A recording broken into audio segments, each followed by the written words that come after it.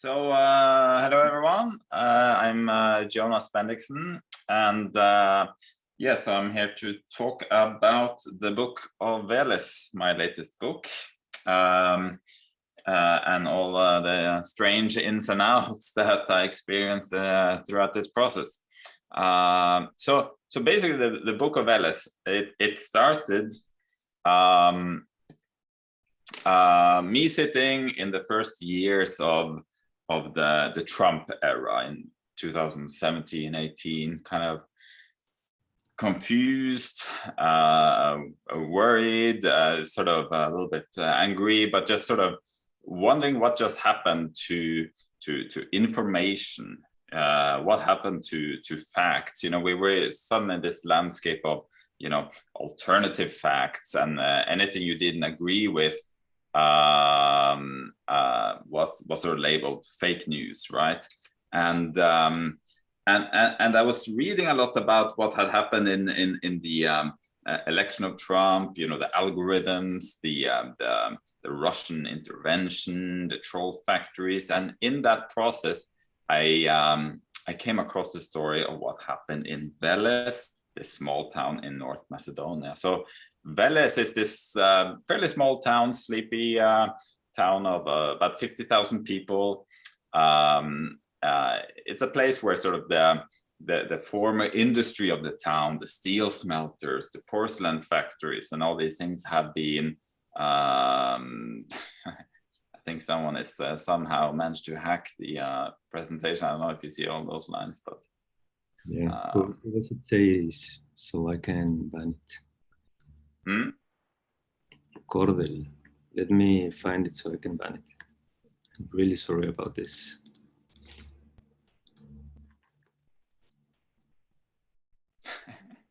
That's an interesting intervention, isn't it? Anyway, while you deal with that, I'll continue. So basically, it's a place where sort of young people tend to try to escape, you know, and try to find work elsewhere. But in 2016, some sort of young geniuses found a way to earn quick money. Basically, I think it started with a small experiment. Someone there tried to just create a website that looked and emulated an American news website, and populated it with you know, sensationalist clickbait, fake news, copy pasted the conspiracy theories and this kind of thing, and sent it out in the algorithms of Facebook and Twitter. And these news sites they made had names such as sort of New York Times, politics.com, and that kind of thing. And it kind of worked. So these were shared, they were reposted on Facebook and Twitter. And because they had populated these fake news websites with you know, lots of Google ads, for every click that went to these articles, the money went back to the guys in Veles. People caught on to this, you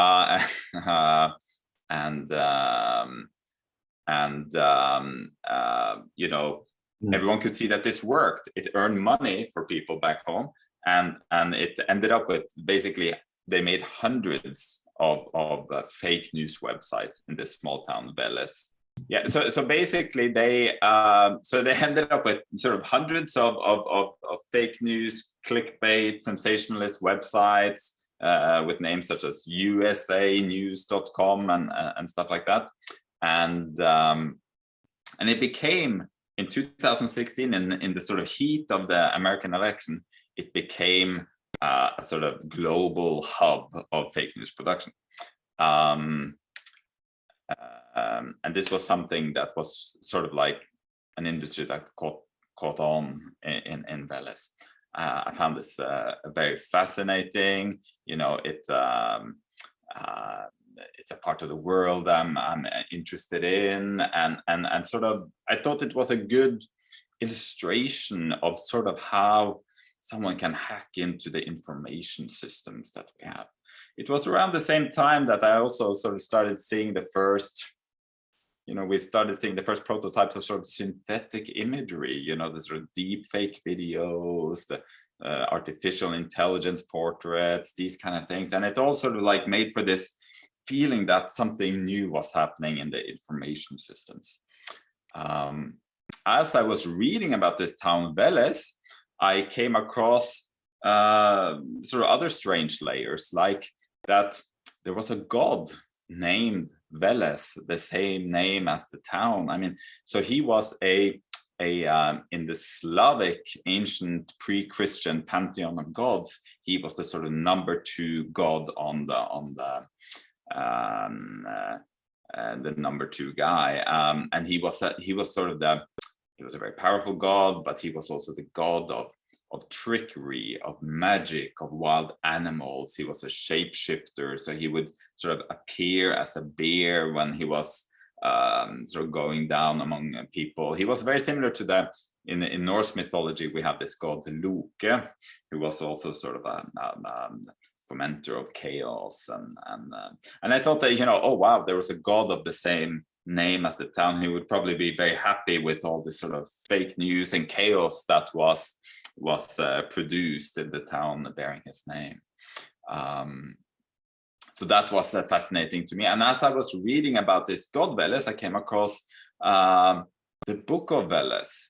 Now, the Book of Veles was this allegedly ancient manuscript that was discovered in 1919 by this Russian army officer called Fyodor Isenbeck.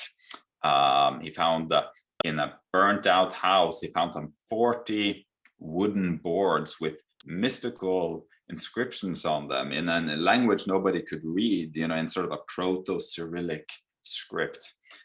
He collected these boards and gave them to another Russian scientist, a man named Yuromir Lyubov. And this guy managed to, after some years, sort of crack the linguistic codes and figured out that this was an epic text, a historical religious text called the Book of Veles, which sort of chronicled the history of the ancient Slavic people and the god Veles himself. So these were these fascinating layers that sort of appeared. Now it turns out that most modern historians, or all modern historians and linguists, have concluded that this ancient scripture, the Book of Veles, was actually a forgery by these 2 guys, made for God knows what reason. But it was a forgery that sort of has stood the test of time. I mean, if you go into a bookshop in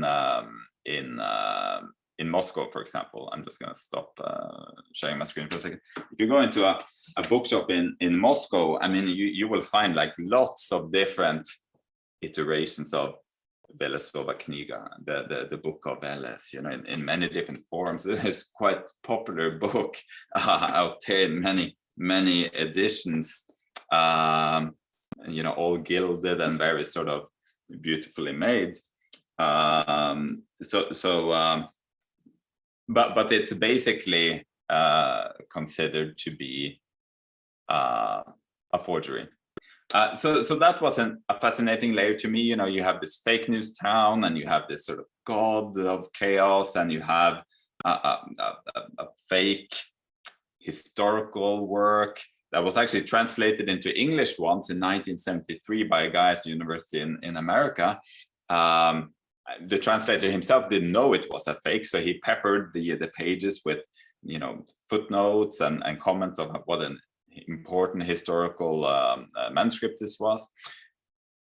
So all these things became a sort of interwoven story of fact and fiction, and I found it very interesting. So in the book, I have these pages like you see on the right here, where you have facsimiles of the ancient Book of Veles, the English translation of it. And on the opposing page, you have direct citations from these headlines from the fake news websites that they made in Veles, one of the hundreds of websites that appeared intervene basically in the American election. So like this computer programmer comes forward, admits to being paid to rig voting booths. Trump was right, from usadailypolitics.com. This is a sort of motif in the book. I have the facsimile of the ancient forgery of a historical manuscript there on the right, and then on the other side, a headline from one of these fake news websites from this time, 365usanews.com. So I'm trying to sort of interweave these three different stories: the contemporary photo essay from the town of Veles and the fake news producers that were there, and the ancient manuscript and this mythological god. Now, Veles was, as you see, it was quite a visual place. It was kind of interesting architecture, interesting sort of atmosphere. So the images are a mixture of sort of the scenes around town and sort of the characters of the fake news industry. Now, the people who have been sort of following this project will know that not everything I'm saying is completely true, that there are more layers to the story. So, like I said in the beginning, I was sitting there wondering what has happened to information, what has happened to facts, and also observing, alongside the story of Veles and the interventions of the fake news producers there, I was also observing the advent of sort of synthetic imagery, artificial intelligence portrait generators, like this person does not exist, or deep fake videos. President Trump is a total and complete dipshit. Now, see, I would never say these things, at least not in a public address, but someone else would. Someone like Jordan Peele. This is a dangerous time. So I was starting to wonder, how good are these technologies for producing images from computer chip instead of a camera? How easy are they to use? I mean, do you have to be a big Hollywood studio to do this, or can one person just go into his basement, look at a couple of YouTube tutorials and start sort of generating imagery? I started trying this out. I mean, there's many ways you can produce sort of synthetic imagery. One of them is by use of sort of 3D modeling, computer game graphics techniques. I started downloading some of this software. Some of it is free, just to play around with it. And I realized, this is not that hard to do. Are we at the point where just one person who has actually never had any experience with this before can go into his sort of home office and teach himself how to create fictional photo essays that can start passing through people's filters? As I was starting to play with it, I realized that probably we are already there. So that's what I set out to do. So while this scene looks maybe, very great, and you have this sort of, maybe this guy who's connected to the fake news industry, walking his dog out in this interesting landscape, it wasn't actually that interesting when I was there. A photojournalist dream like this scene here, a shut down factory, maybe a homeless guy standing there warming himself on the fire, living this strange buzz, his children running around, car wrecks, everything that a classical photojournalist would dream of seeing in this place. It wasn't like that when I found it. I saw a lot of strange parking while I was there, but this scene of sort of rich and poor, maybe this guy got rich from creating fake news in Veles. I heard stories about the people there buying fancy cars from the money they earned, but maybe not Lamborghinis. So basically, all the images, all the people in the images are essentially 3D avatars. In short, what I did was just try to learn some of these techniques that are used by the film and the computer game industry to create three-dimensional, 3D avatars that you can pose, you can light them, and you can make them do whatever you want, and then inserted them into sort of empty tableaus that I actually photographed in Veles. So you have this girl whose name is Tamara, and she appears in the book as a sort of a worker in the fake news industry.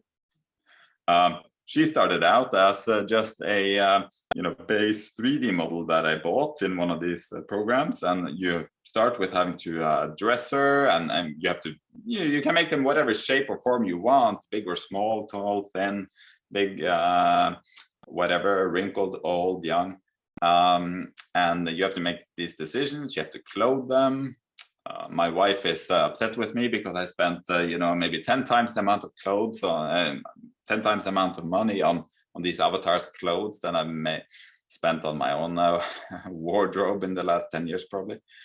You can make whatever expressions you want. I mean, every muscle, every joint in the body you can manipulate and pose using either pre-canned poses, or you can motion capture them. You can do whatever you want, basically. Of course, in a serious photo book like I made, you don't want them to be smiling and laughing. You want them to look sort of, more grumpy, like she's looking here. So basically, what I did is photograph empty scenes like this. Small intermediary step was to convert images into 3D landscapes, and this is all basically free software. You can do this. You create a model of this staircase and then basically capture the lighting of the scene, and then you can put these 3D models into the scene and pose them, light them up, and make them sort of fit into the visual nature of the piece.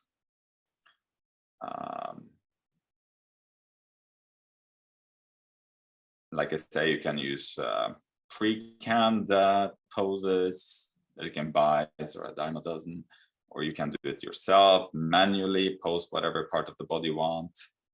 You can make them sing, dance, animate them, whatever. So I mean, you're basically completely limitless possibilities. So what I actually was doing in Veles, I mean, I went there twice, in 2019 and 2020. I went there not to photograph, but try to imagine how I myself would have liked to photograph this story if I was sent there on an assignment. I have a background as a documentary photographer, worked a lot in photojournalism for all these magazines, National Geographic and all this. Like, what sort of scenes would I have loved to have seen? What would be my dream motifs? Like if I was standing at the corner of this amazing piece of architecture, this sports arena in Veles, like, what would I be waiting for? What moment would I want to capture as these guys walk by? I talked earlier about the god Veles, and by the way, today, February 11th, is the great Veles Day, where sort of the pagan Slavic world celebrates this god Veles, this bear god. So I wanted him to appear in the story, right? Because I'm trying to mix the stories of contemporary Veles, the town, and the mythological god Veles, and this ancient Book of Veles. So I needed him to appear. So I also got to be a National Geographic photographer, and I bought myself a 3D model of a bear that I could sort of walk around town into the city parks and sort of outskirts of town, so that the god Veles himself could appear into the pictures. And things were kind of spinning out of control. You can do whatever you want with this technology. So strange things were happening in many of these pictures, like these smiley faces appearing here on these concrete pillars. So it was a creative process of trying to look at myself from the outside, like, what cliches would I fall for? What tricks would I employ if I were to try to photograph actually this story, which was maybe quite hard to actually photograph. and I was wanting to actually infuse this project with all the, in a way, the cliched language of classical photojournalism. You know, I wanted to sort of almost augment those, and I tried to think, you know, if what would we want this story to look like? A story about sort of shady fake news producers in a small town in Eastern Europe. What should that story look like? Well, you know, of course, it should look almost exactly like this, you know, shady guys, sort of mafia-like conditions, you know, grainy pictures, Soviet era apartment blocks. And I sort of tried to employ that visual language. And the funny thing is, like, you take these 3D models and you put them into exactly that visual context, like here, it kind of works, right? I mean, you kind of buy it. If you take that same model out of that context and put them in a brightly lit studio, it looks, you know, comical and cartoon-like. And this is the same girl as was in the previous picture. You know, so it sort of, as I was working on this, showed me the power of context in images. Yeah, like I said, you know, yeah, you're making a classical photojournalistic piece, you know, something that looks like something you would see in the World Press Photo Awards. Of course, you need some people with, you know, soldiers with guns at some checkpoint, etc., etc. And maybe you buy it when it's in this dark, grainy scene, but take it out of there, it looks completely out of place, and you can hardly believe that these things would actually work in another context. So it's sort of like showing the maybe the malleability of our way of seeing. Here's the bear god appearing again. Now, I normally haven't said so much about what exactly in each picture is a forgery and what is not. The one thing that's always important for me to note is, being Norwegian, is that this signage of the Royal Norway Embassy in this sort of forlorn piece of shoreline along the Varda River is not fake. I mean, that sign was there, and what the Norwegian embassy people were doing in this particular beachfront, I don't know. But yes, here it's the bear, which is the addition. Here it's getting some fresh water to drink.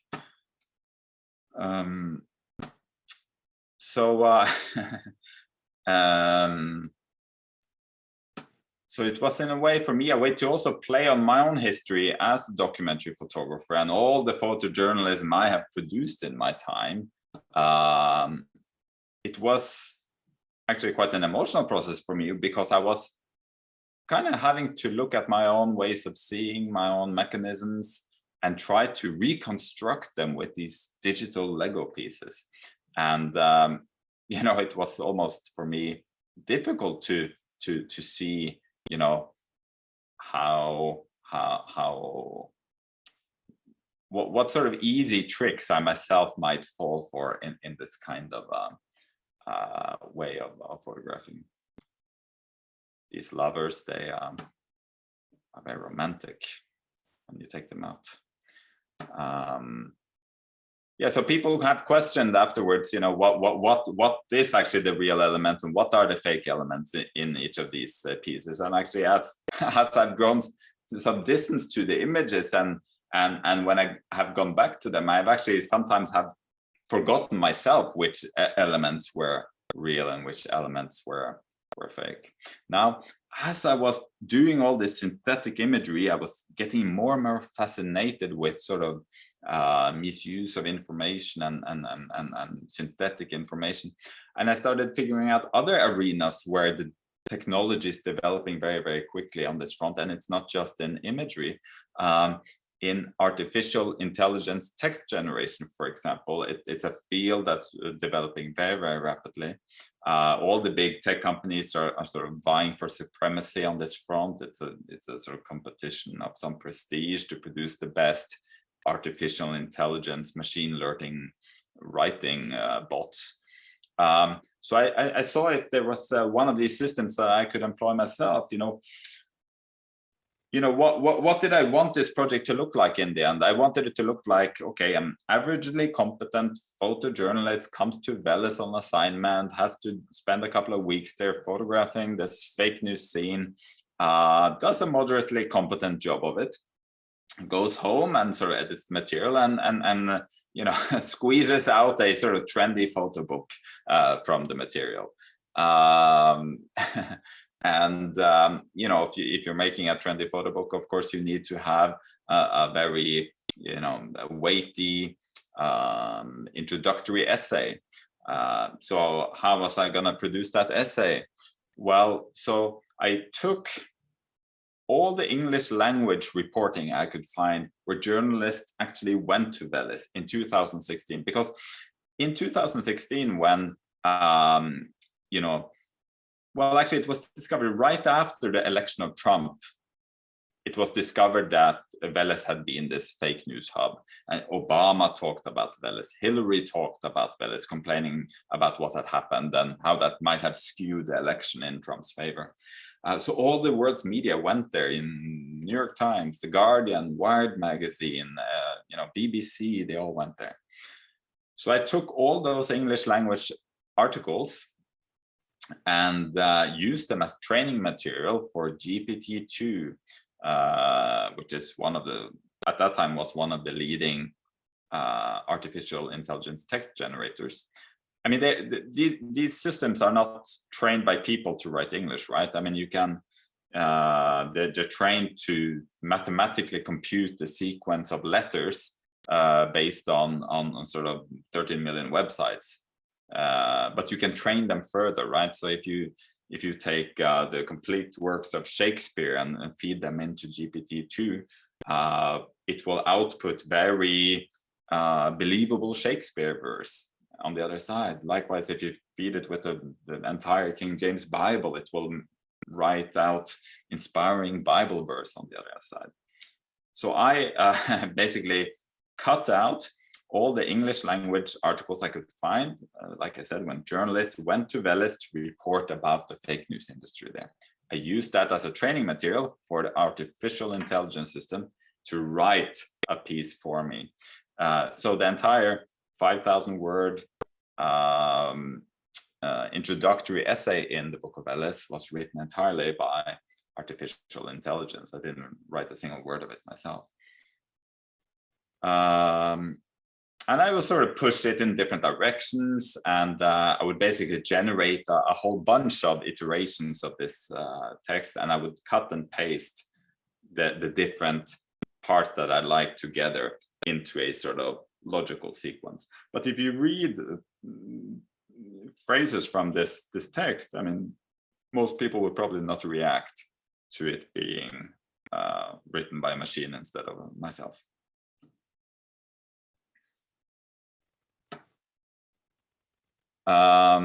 Yeah, so that is how that was written in the book. Also, there's all these quotes from these alleged fake news producers that I so-called photographed. And those were produced exactly the same way. So basically, I took, I cut out all the direct quotes that these journalists had gotten from real people who were producing fake news in Veles. I used that as a training material, fed it into the GPT-2 AI system, and it spat out, you know, dozens of new quotes that nobody ever said these things, but mathematically they are the kind of things that fake news producers in Veles would have said. So those are sort of dispersed throughout the book. So there are many layers of sort of the trickery throughout the book.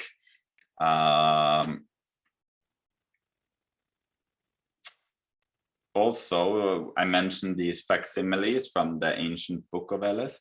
Now, if you're making a trendy photo book like I was making here, then you want, of course, these historical pages to relate to your contemporary photographs, right? I mean, you want them to somehow have a dialogue between them. The problem I had was that the ancient Book of Veles didn't, well, the text was kind of interesting. The ancient or sort of forged ancient text of Book of Veles, it didn't really talk enough about the kind of things that I wanted it to talk about, like, you know, truth and lies and bears and this kind of thing. So the only solution to this problem, of course, was to feed the entire English language translation of the ancient Book of Veles into the artificial intelligence systems and have it write 10 new versions of the Book of Veles. So these facsimile pages are also sort of a mixture of the original forgery and my own, or the artificial intelligence augmentation of these ancient pages. So in the end, actually, the only thing that has not been tampered with in the book are the original fake news headlines from the fake news websites that the people of Veles created. But they are, of course, also, you know, they're just headlines from fake news websites. So they are also, of course, full of gibberish. So that is a short introduction to the many layers of trickery in the book. This is maybe my where I really felt this was the zenith of my career, when I was making embroidered bears to fit it to this artwork. So that was the Book of Veles. So what did I do? Now, I wanted this to be a sort of test, right?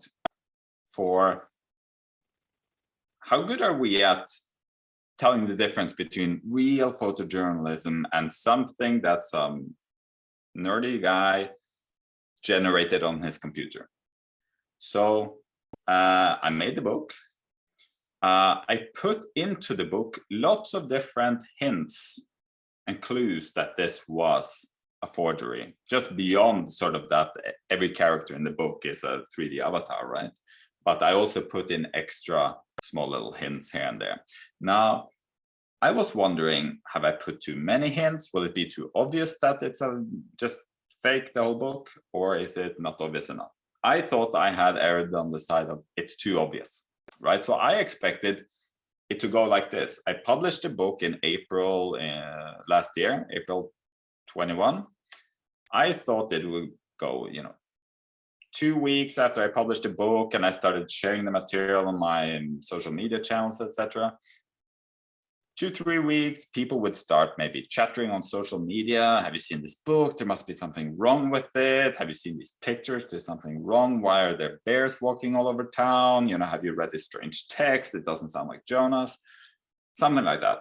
And then I would sort of enter into that debate, and maybe, there would be some back and forth and debate. The truth would come out and we would have a discussion about synthetic information. That was the plan. I thought by May, all of this would be over and done with. The problem was this didn't happen, right? I published a book, started sharing stuff on Instagram, on Facebook, etc., etc. And all I got in return was thumbs up, big hearts, lots of love. I've never gotten so much love in my life. People were loving this stuff. They were loving this report from Veles. And I was going, okay, that wasn't quite the expected outcome. I really started wondering when I was getting all these messages from people saying, what an interesting text. I've read it twice. What a great reporting. Thank you for being out there doing investigative reporting. People were publishing, this is a very interesting, investigation by Jonas into a very important theme. And I realized, shit, this is not going according to plan, and people aren't seeing what this thing is. So later in the spring, early summer, I realized I have to create a plan to get the truth of what this is out there. So I go into another very strange world that I was not familiar with before, which is the marketplace for fake social media accounts. And there's a lot of different vendors out there who can sell you some, sell big quantities for cheap, or some people sell, the quality product for more expensive. Anyways, from one of these vendors, in the late spring, early summer, I buy a profile, ask, can you give me a profile with a sort of vaguely Eastern European name? And this is where this woman enters into my life and the story, Chloe Miskin. I asked for someone with a vaguely Eastern European sounding name so that I could build a persona through Chloe, that she was someone from Veles. And I could have her as a sort of safety valve to make sure somebody would sort of bring up some suspicions about this project. So Chloe, she came complete with her own profile pictures, 6 or 7 profile pictures that the vendor of the fake profile claimed were also generated by artificial intelligence. I don't know if that's true or not, but anyways, they are unique pictures that don't appear anywhere else on the internet. So I spent the summer sort of infiltrating her into the photo community, basically sending friend requests to all my contacts and editors, curators, photographic colleagues, and throughout the summer she built up a really nice contact list of the who's who of photography, documentary photography world, and I had her there sort of as someone who could maybe lead the horse to water, bring up some suspicions. Before I had her do that, the one thing I couldn't do, right, is to take this material as a feature and sell it to a magazine like I would normally do. I would sell it as a feature to the Guardian Weekend or something like that, I couldn't do that because I was only sharing this material with my own followers and people who were buying the book. I couldn't sell this, big forgery of a fake news piece I had made to a legitimate media house. I couldn't do that.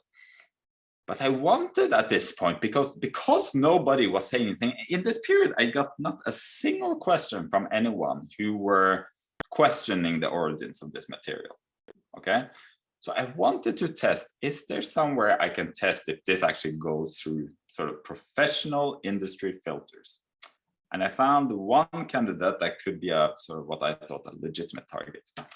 And it was the Visa Poulimage Festival in Perpignan in France, which is sort of the world's biggest photojournalism festival, where editors and photojournalists gather each year to look at sort of the creme de la creme of photojournalism. In the early summer, I sent my material in there. This festival happens every September. And I sent it in not saying what the material actually was. Within a few days, I get a message back saying, this is a very interesting work, Jonas. Would you like to have a screening here in this year's festival? And that's basically what happened in early September. So I sent them the material. They didn't ask a single question about the material. They created this huge audiovisual presentation, in front of, the hundreds or even maybe 1,000 people from the industry. I went there feeling very bad because now I felt I was stretching it way out of my comfort zone. But I felt somehow it was important maybe to go through with this experiment, because I think it says something about the vulnerabilities of what we accept as truth. So anyways, I'm sitting way up there on the bleachers and they start a presentation. And like I said, I had put in here many hints that, this was something wrong with this material. Among them, I would say it was all the bears in the project. And I was in sort of shock when the first thing that showed up on this 50-meter wide screen in Perpignan was a bear. Les Vélèches, le lieu, a aussi donné son nom à de nombreux lieux dans la ville de Vélèche, en Macédoine du Nord. Ironie de l'histoire, en 2016, Vélèche est devenu la Mecque des fake news. Ce qui était un centre industriel de l'ancienne Yougoslavie abrite maintenant une zone artisanale spécialisée dans l'export de fausses nouvelles à destination des Américains les plus naïfs.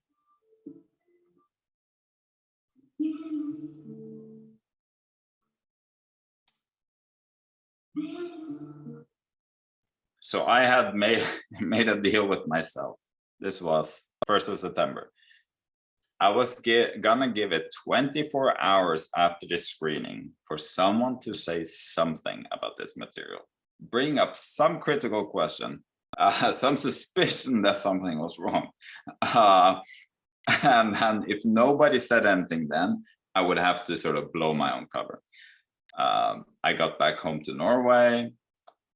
Nobody said anything. There was no chatter on any social media channel. So I realized it's time for me to come clean. So this is me the next evening sitting in my kitchen with a very bad feeling, about to press the big red button, which I thought might destroy my career, which is to send Chloe Miskin out there on social media with grave accusations against my behavior. She didn't say exactly what I had done. She said there's some truth about this guy. Nobody in his pictures are the real people. He has paid for the people in the pictures, sort of basically on a journalistic level, very grave accusations.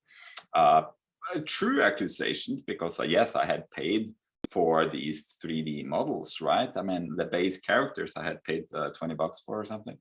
But the idea was to make people have a second look here. If somebody has a second look, surely they must see that these are all computer game characters, right? So she comes out there. It's quiet. Even though she has, 700 photo industry people as her friends. She goes out on the sort of trade discussion groups on Facebook, Flack Photo and these with more accusations. Okay, some discussion starts happening, but some discussion against the sort of ethics of photojournalism ensues. But actually, most people are siding with the accused of with me, and kind of they're treating Chloe as this annoyance, and she's arguing against me that this guy is really bad news. This guy is a fake news guy. Jonas is, illegitimate, etc. She's fighting against these people, trying to hammer in the point. And actually, it sort of ends up with people telling her to get lost. She's so negative, stop nattering on about Jonas. Okay, so I realized I'm probably in the wrong place. I should have been on Twitter from the start, where the sort of ignition temperature is somewhat lower.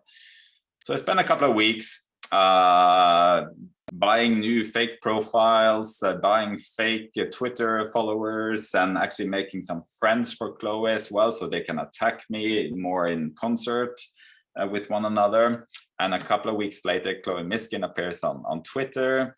And because all her followers are basically fake followers that I bought, she hangs her accusation onto some existing discussion about ethics in photography, and again says that Jonas Bendiksen is really bad news. He's the worst of his kind, and have a second look at the Book of Veles.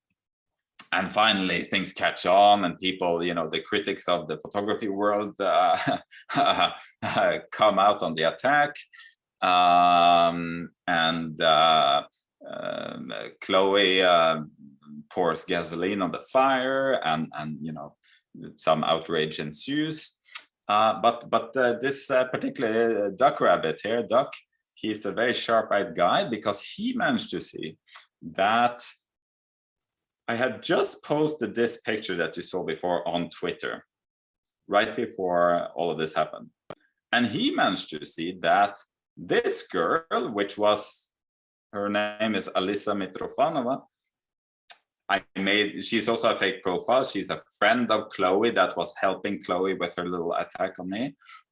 He managed to spot that her profile picture is wearing the same funny pink sweater as the girl in my picture, because I was looking for something to use as a profile picture for Alisa, and I took some outtake that I didn't use in the book, and not thinking that this was the same sweater.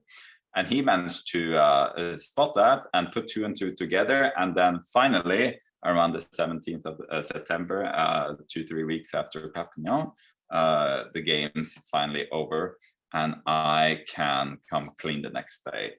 And that's when we published a big sort of Q&A on the Magnum Photos website, where I go through all my motivations and what happened along the way to sort of come clean. Like many criminals, I was very relieved finally, because the last weeks there had been very tough because I was taking it way too far by any means.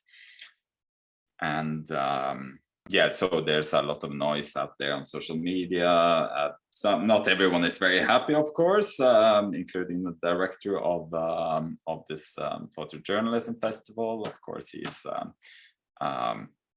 they're forced to make a statement, and of course not so happy. Other people are not so diplomatic in their language, and have many not so nice things to say about me.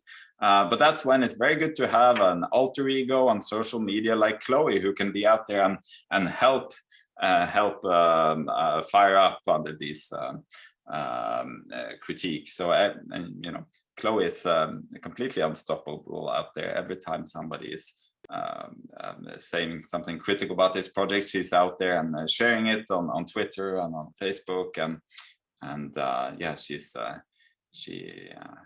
just never stops.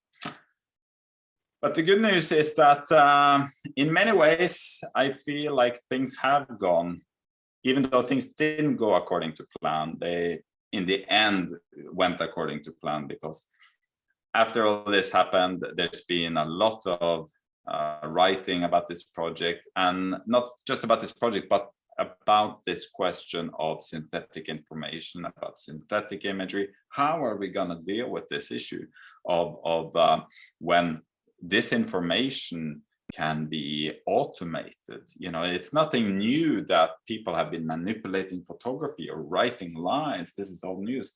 The new thing is that you can now automate it. You can put artificial intelligence on it and computer systems.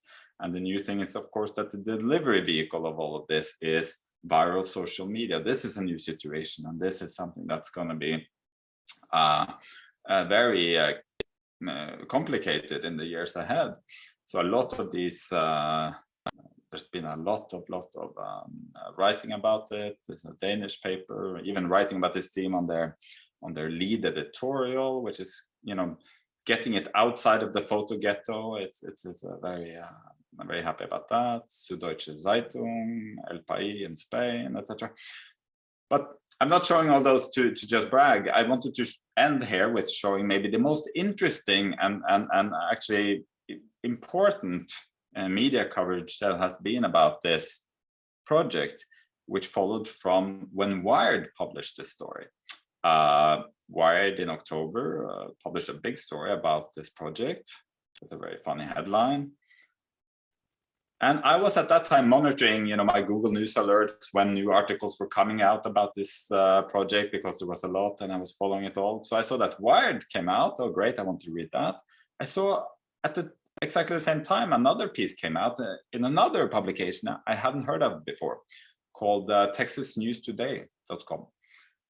And I thought, oh, that's great. You know, they're writing about this topic in the regional media in America. You know, it means that you know, the theme is getting very far. I was very, very happy. But then I started reading it and I realized, wait a minute, I'm kind of recognizing this. It reminds me of the Wired piece, right? It's almost exactly the same headline, except they swapped that one word. And it's funny how they start with the same picture.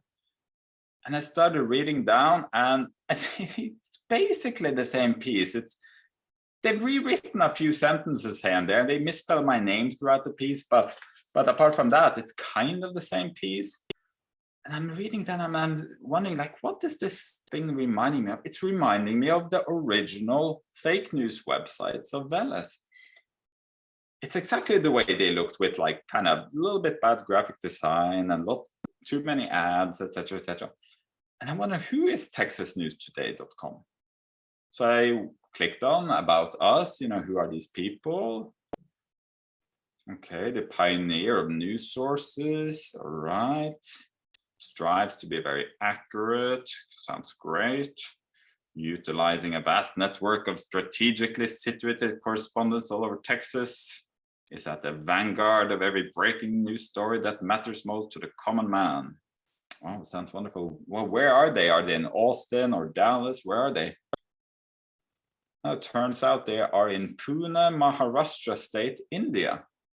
And that's funny for such an important publication in Texas. Actually, funnily enough, if you look up the same address, francenewslive.com and the Britishian.com is run from the same address. Well, who was the journalist, right? I mean, I know the Wired piece was written by a guy called Tom Simonite, but this one is written by a guy called Louis Privé. Now, who is Louis Privé? Well, I clicked on his name to see what else he had been writing, and it's quite interesting. This is just a one snapshot of time where Louis Privé, his latest articles, well, they're 9 hours ago, 14 hours ago, 14 hours ago, 17 hours ago, 21 hours ago, 22 hours ago, 22 hours ago. So basically the guy is writing like 7, 8, 9 long form feature articles every single day, every single week, every single month. This is a bot, right? TexasNewsToday.com is, whether it's run by the same people as the Veles guys or not, they've at least stolen maybe the business model of the Veles sites, but they have taken it a step further because this is automated. This is an entire news site that is nothing else than bots that are crawling around, stealing other articles, sort of automatically rewriting them and publishing them under false flag. You can know it's automated because just looking at the Google News alert, you could see that the Wired piece came out, let's say 8 hours ago, and the Texas News Today piece came out 8 hours ago, exactly the same moment. So it's basically happening in real time. It's being updated in real time. Will people, with a little bit of better graphic design, maybe a little bit better algorithm, will people be able to know the difference between a real newspaper publication or just a fake news bot? I think probably not. I think we're already having a hard time. If you searched out there, like I did, on sort of the blogosphere, you could already find people who were quoting exactly who else but Louis Privé at TexasNews.com as a credible source. And this is probably the best picture we can have of what the future media landscape is going to look like. It's going to be chaotic, and well, in the spirit of Great Veles Day that we're celebrating today, we can only say that we hope that the great trickster God Veles will have some sort of mercy upon us. And that's the end of the show. Amazing and scary. Let me open the floor for a few questions. I don't discard that maybe some tricksters are in the audience, but that would be very very appropriate for Veles Day. So we welcome that. Okay, if anyone is in the audience and wants to talk about this, you should be able to do so. No, but it's really amazing what all that you did with this, and it got me thinking about how this is. It's a way of photographing the media landscape, not precisely a place, not precisely anything. It's very photographic, but in a really weird way, because you're seeing something happening in the internet, in the media, in information, as in this abstract place that is information, and you are trying to photograph it with data, with photographs too, with things created, with words. It's really interesting to think of something that post-photographic, disguised as photographs in a way, because what I think you're photographing is that abstract idea of media and the way it's happening right now. Yeah, I mean, I think, I I get the question quite a bit, like what the heck is this? is it photojournalism? Is it documentary photography? Is it art, or what? Is it a scam? Is it a prank? What is it? I mean, in a way, I would argue. I mean, like I'm not so concerned about putting any kind of label on it, but yeah, I mean, in a way, if it is photojournalism somehow, it's trying to exactly that. It's trying to photograph. It's trying to photograph this technology more than the town. I mean, it's clearly, you know, a forgery of the town itself, but it's maybe a piece of journalism in terms of photographing this technology and seeing what lies ahead somehow, trying to maybe imagine a future. I mean, I made this, you know, because this technology also scares me. You know, it made me to. I did it because from the first moment I started playing with these technologies, to me it was like looking at a Frankenstein monster. You know, like you know, looking at these faces look back at me, so lifelike, so real. So obviously easily employed to confuse, you know, and I found it very dangerous, but also very irresistible. Yeah, and it's something that I think most of the things that we see happening in most places, that they can't be avoided in a way. You know, what we do as photographers most times is just point to things that are happening in some places, and it got me thinking how fitting this is for the NFT world, because the NFT world, for example, it's something that is happening. It's like us trying to get a hold of what's happening in the world of the information circulating on a place that we can touch in a way. So we're trying to go in there and try to see what's happening, to try to take hold of it. And the question has been asked before, the question of how do you photograph the metaverse, for example. And people go to the usual places most times, you know, I can make screenshots, or I can go to one of these VR spaces and photograph there.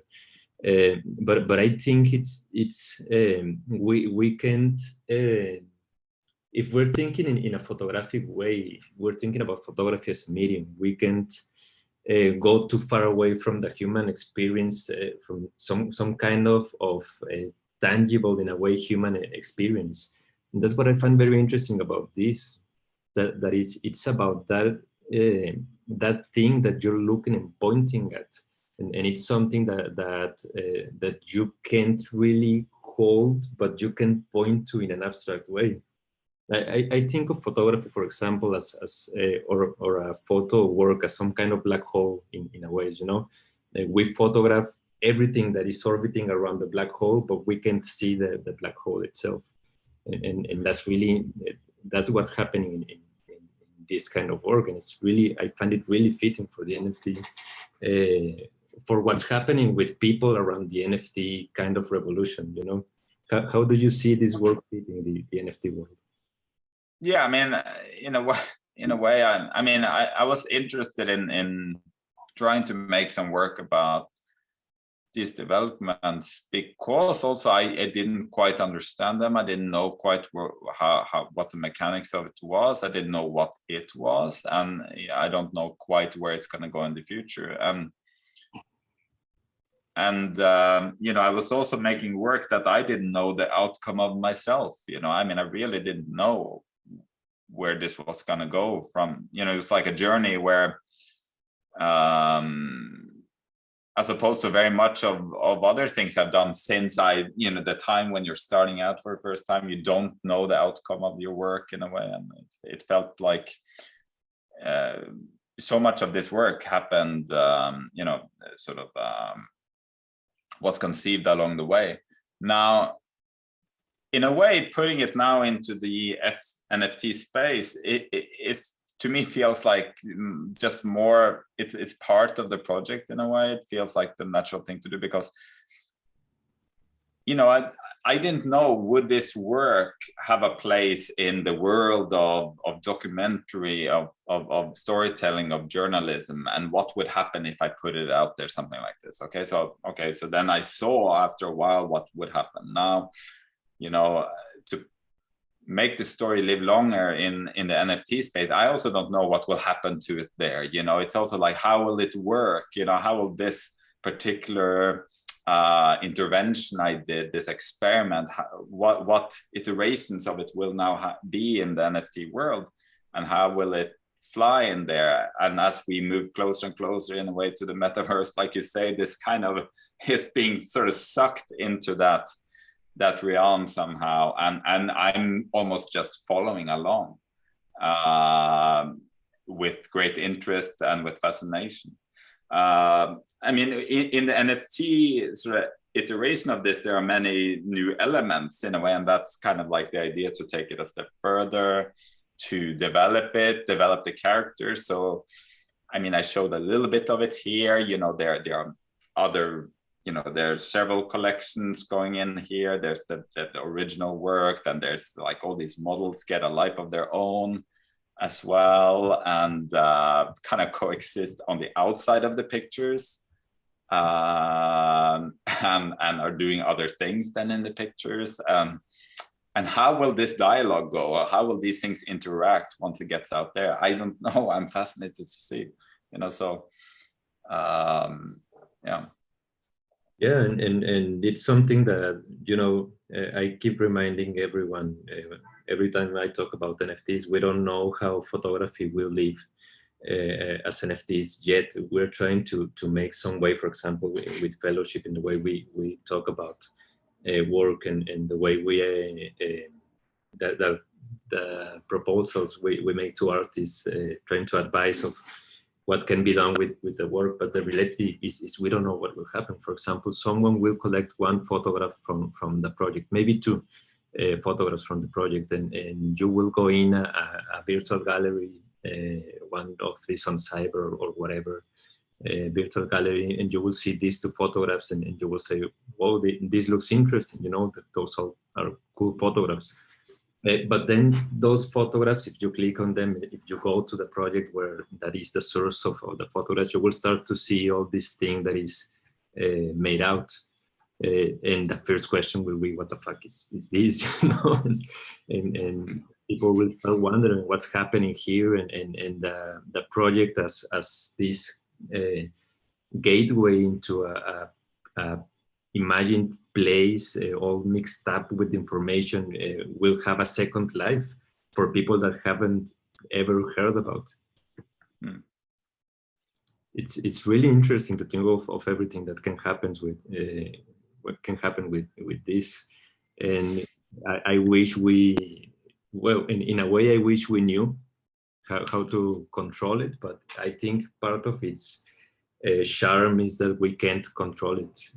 We're trying to control at least provenance, so that it can pinpoint to an original destination, but as information, it just goes out there, and no one knows what's happened with them.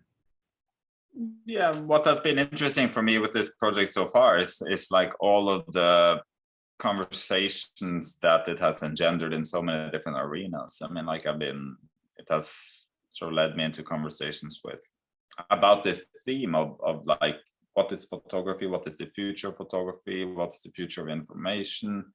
How do we interact with information now and going forward? Conversations about that in so many places, from tech companies to schools, education, to our photographic community, to wherever, and I think sort of my hope is that sort of like when it goes into the NFT space, that there'll be like a whole other set of conversations about these themes that somehow come out of it. So, and what will they be? I have no idea, but that'll be interesting to see. Yeah, I think that the first things we will start to see is, well, the same, maybe first the same conversation that you had before. What's interesting in a way, and not so much interesting in other ways, is that this is a completely new public, not just for this kind of work, but for photography at large. We will have the same conversation of, hey, that's not journalism, and that's not photography, that's some other thing, in a context that we already been several times through that conversation. The conversation about what is photographic, what is not photographic, what does it mean, where does it hold its value. I remember always, in the early, or in the mid 2000s, or 2000, right in 2010 maybe, here in Mexico there was a lot of talk about post photography and what can happen, or what is photography or not. And in one important exhibition here in Mexico, the curatorial team put something that was, well, a piece that it was a photo biennale. That's the context. It had to be photography, but the piece was a couple of posts with wire, this wire with spikes, with some hairs from a cow stuck in the wire. So as you surely imagine, it was like, wow, that's not photography, and etc. But the question about, well, it does, maybe it's not a photograph, but it's photographic in a way, because it does record one particular thing that happened in one particular place, and you can almost feel it when you are in the presence of it. And I always remember that to think about what's, that the distinction of what is a photograph and what is photographic, and maybe what we're talking about when we talk about photography as an artist, about what's photographic, not about something that has to be a photograph like that. I think that's in the middle of the conversation for your work and also for NFTs. Yeah. Anyone else that wants to jump in? I see some familiar faces. Yeah. So as I'm sitting here, I'm trying to figure out, am I actually talking to Jonas, or is it a CGI? I don't know. Well, I can neither confirm nor deny. That's hilarious. That's hilarious. But comments, yeah, I mean, no comments. This conversation, your presentation was incredible. So thank you for sharing. But yeah, I'm just thinking in the future, how are we going to be able to differentiate, with what we're seeing, or these articles like you posted about, like the Texas News article. I'm just trying to think, like, with so much information available to us, and I don't know what the incentives are to create this information, but how we're going to be able to decipher. And if you've been thinking about those things, and what you've been seeing or finding out. Yeah, I mean, this is the $1 million question. Many heads are churning now over that question, and the fact is, it's going to get really complicated. Of course, you could. I mean, and tech companies are already working on this. Even like Adobe, has something called the Content Authenticity Initiative, and other people are working on it. In terms of, there's some metadata systems. There's also like the idea of, you could employ machine learning, AI on the task of identifying and other machine learning information, stuff like that. That it's an arms race. It's comparable to antivirus efforts. The bad hackers here, you have the good hackers there, and you kind of like always moving like that. And we have to clearly educate ourselves, very much the next generation. The subject in school called information awareness or sort of information context has to be like super elevated up to the level of mathematics, sort of thing. But I think, I mean, it's sort of like this awareness that we all need to get, that sort of the context of information is maybe sort of almost becoming more important than the information itself. You know, like information without context isn't information anymore. And we need to sort of act accordingly. On the very smallest level, I mean, it's a matter of like, when we see digital information presented on any one of the channels that we engage with, you know, like, you know, just before we hit that share button and send it further along, you know, we take just 10-second breath and just go through in our heads, like, what do I know about this piece of information? What is its context? What do I know of its provenance? What do I know of its intentions? Sort of like, just that taking that breath will be like a proactive effort in this. But on a general level, I mean, it's gonna get really complicated, you know, I think we will be looking at the future not long, where we're just, you know, absolutely have confusing information up to our necks, you know, where we have this confusing mix of information, misinformation, disinformation, some of it produced by humans, some of it produced by machines, some half and half. And we were just spending an enormous amount of time and energy trying to sort through it. I think the point that you made about you know, education regarding technology or digital information is very important, because, you know, the cell phone, there hasn't been a time where we've been able to have, you know, this object amongst us, you know, for 24 hours a day, all hours a day, and it's constantly affecting us.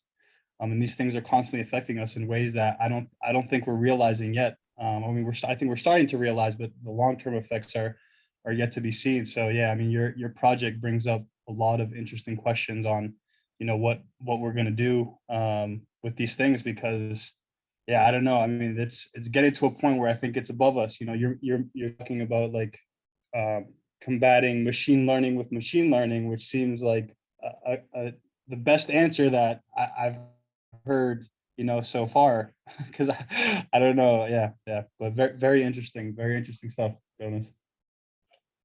Thank you.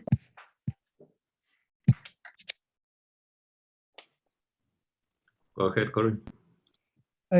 Jonas, thank you so much for this presentation. It's been amazing and so much food for thought. And I have a relatively simpler question. And I was just curious, since you've finished producing this work, have you gone back to working? Have you started shooting new stories? And has that been like more frustrating or more rewarding? And what that, you know, after you've entered this realm of like anything's possible, can you revert back? I mean, how does that feel? Well, you know, that's a multi-layered question that, you know, I had to ask myself, and many people ask me straight away, like, you know, first of all, will anyone let me work back in the field I used to work in, you know, and the answer seems to be, and I really didn't know how that was gonna go, you know, but I mean, I can say that since Veles, I have had several assignments from very reputable journalistic institutions. So it seems somehow I landed on my feet just on that level. But on the other level, I think you're maybe aiming more at there. I mean, it is a problem for me. And I kind of realized that halfway through this project is like, I've kind of ruined myself. I mean, like, okay, I've spent this time, I'm basically parodied myself. You know, it's a parody, it's a commentary on photojournalism. You could call it a parody of photojournalism. It's also a parody of myself. You know, I am a product of that, right? I mean, I've worked in I'm parodying my own way of seeing, right? The cliches and everything. what am I going to do now? Go back to shooting more nice photo essays along the same lines that I always did? It's kind of like, I think, to be honest with you, I don't know what comes after now. I do have a sense that for me, there will be a pre-Veles phase of my career and a post-Veles phase of my career somehow. What that exactly means, I don't know. But yes, it's difficult to. It is a little bit difficult to go back to just doing straight up photo essays. Standard operating procedure photojournalism. Not so maybe so much because I have tasted what infinite possibilities like, but maybe just because I have unpacked my way of seeing. So, it's one of these things, when I had to analyze what exactly are the ingredients in a Jonas Bendiksen picture, and sort of like made a spoof on that. It's kind of like, it's comparable, I guess, to, once you go to a slaughterhouse, you don't want to eat sausage afterwards.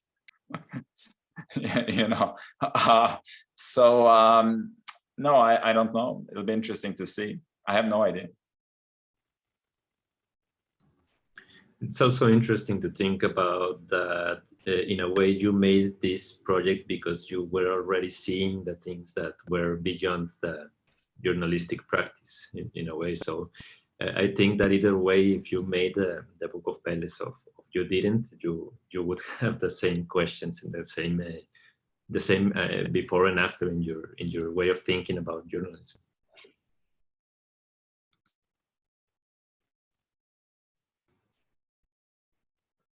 Anyone else that wants to jump in?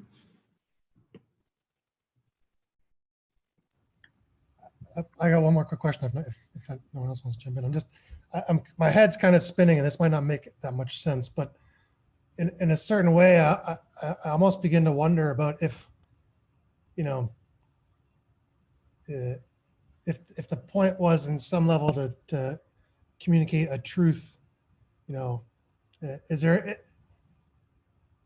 to take it out of like, it's not journalism, of course, but in a certain way, maybe put it next to a painting in terms of like communicating the truth.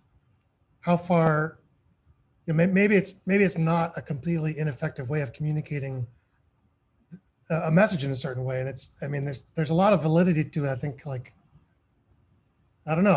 It's got my head tied in knot. That doesn't make a lot of sense, maybe, but maybe No, I think it makes perfect sense. I think. You can go to literature.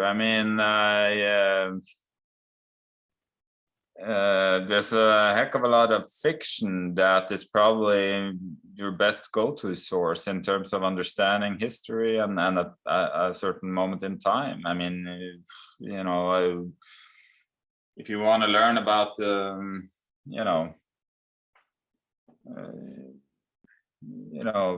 what has gone on in history, like you pick some good novelists often, and